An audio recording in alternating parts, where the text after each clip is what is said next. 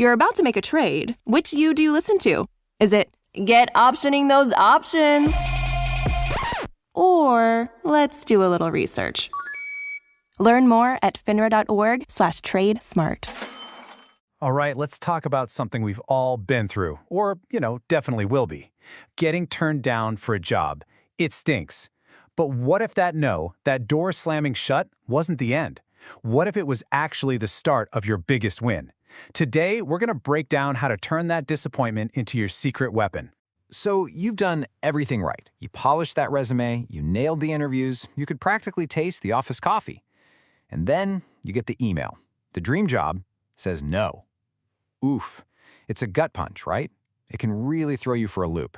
The big question is, what happens now? Okay, first things first, and this is super important. This is not just a you problem. Getting rejected during a job search isn't a sign that you failed. It's just part of the game. It is absolutely inevitable. Happens to everyone, I promise, from the intern all the way up to the CEO.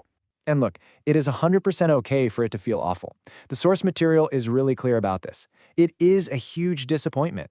You might feel totally shocked or frustrated or even start questioning yourself. Those feelings, they're totally valid. The trick isn't to pretend you don't feel them, but to decide how long they get to hang around. This is what we're going to call the rejection funk. You know that feeling? It's that heavy kind of gray cloud where you're just stuck, replaying every single answer from the interview and just feeling crummy about the whole thing.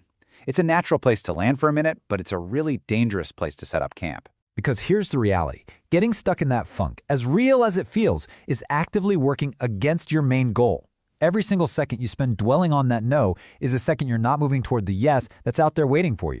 It just kills all your momentum. So, you're basically at a fork in the road. You've got two clear paths. Path 1, stay stuck, feel bad, and let your progress grind to a halt. Or, path 2, you decide to bounce back. You decide to find the lesson in the experience and use that rejection as rocket fuel for your next shot. It is a conscious choice you get to make. And this is that moment. It's the pivot. It's a deliberate mental shift you make, moving away from the feeling of being rejected and toward the lesson that's hidden inside of it. Making this one move, well, it changes everything. So how do you make that pivot?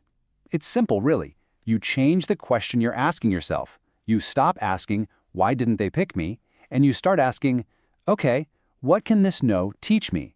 And just like that, the rejection stops being a judgment on you and it becomes what it really is. Data. Just pure, useful data. Now, your first instinct is probably to email them back and ask for feedback, right?